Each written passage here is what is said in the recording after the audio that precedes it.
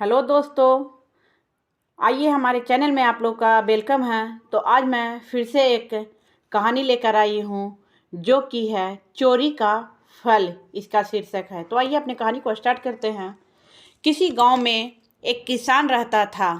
उसके दो बेटे और एक बेटी थी जिसका नाम मोहन, मदन और श्यामा था। तीनों हर रोज गांव के बाहर स्थित स्कूल में पढ़ने जाते थे।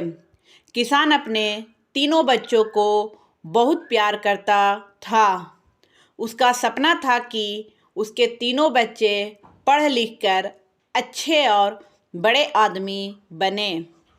तीनों बच्चों को नारियल के लड्डू बहुत पसंद थे, इसलिए माँ ने घर पर ही नारियल के स्वादिष्ट लड्डू बनाकर रख दिए थे और रोज स्कूल जाते समय उन्हें एक एक लड्डू दिया करती थी।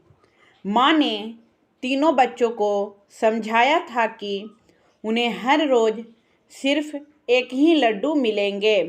एक से ज़्यादा लड्डू रोज खाना सेहत के लिए हानिकारक हो सकता है।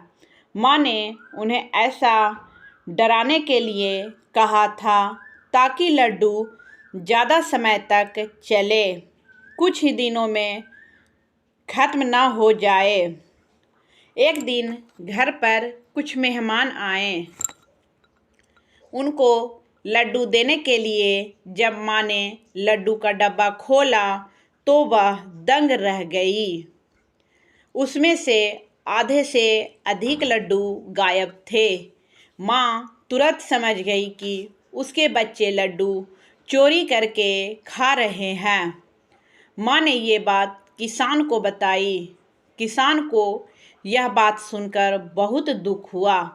वह इतनी मेहनत करके अपने बच्चों को पढ़ा लिखा रहा था। उसके बच्चे यदि चोरी जैसा गलत काम करना सीख रहे हैं तो उसके लिए बड़े शर्म और दुख की बात थी।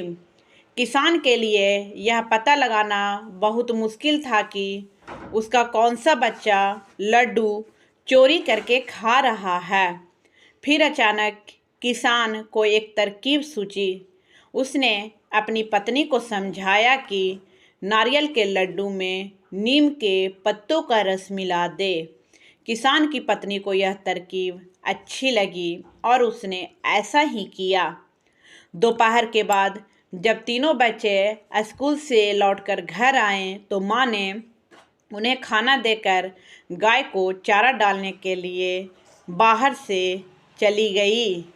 कुछ ही समय बाद किसान का दूसरा बेटा यानी मदन घर के मुख्य द्वार पर आया। उसने दरवाजे पर ही सब खाया पिया उलट दिया। मोहन का चेहरा उतरा हुआ था और आंखों से खूब पानी बह रहा था। तभी किसान और उसकी पत्नी भी घर के मुख्य दरवाजे पर पहुंच गए। वे दोनों समझ गए कि उनका दूसरा बेटा मोहन ही लड्डू चोरी करके खा रहा था। माँ ने पानी से मोहन का मुंह साफ कराया और उसे घर के अंदर ले गई। किसान ने बड़े बेटे मोहन और छोटी बेटी श्यामा को मदन की करतूत बताई।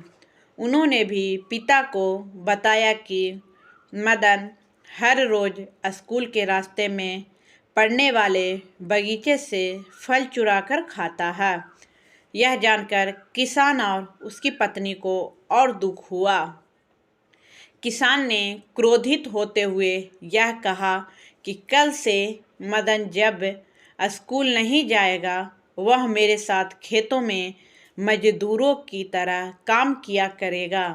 यदि उसे चोर ही बनना है तो उसे पढ़ाने लिखाने से कोई फ़ायदा नहीं है। उधर मदन की रो रो कर हालत खराब थी। उसको अपनी गलती का एहसास हो चुका था। उसने अपनी गलती स्वीकार कर ली। मदन ने अपने माता पिता से माफ़ी मांगते हुए कहा कि वह आगे कभी चोरी नहीं करेगा। पिता ने उसे समझाते हुए कहा, देखो बेटा, चोरी करोगे तो अपमान ही मिलेगा। यदि सम्मान चाहते हो तो अच्छे काम करने पड़ेंगे। अब तुम्हें खुद फैसला करना है कि तुम्हें अपमान चाहिए या सम्मान। मदन ने निश्चय किया कि अब वह ऐसा कोई काम नहीं करेगा जिससे उसके माता पिता को दुख हो या उसे अपमान मिले। उसकी प्रार्थना पर किसान ने उसे क्षमा कर दिया। उसके बाद उसने कभी चोरी नहीं की। इस कहानी से हमें यह सीख मिलती है, चोरी करना बहुत बुरा काम है। इससे व्यक्ति को हमेशा अपमानित होना पड़ता है। चोरी कभी न करें।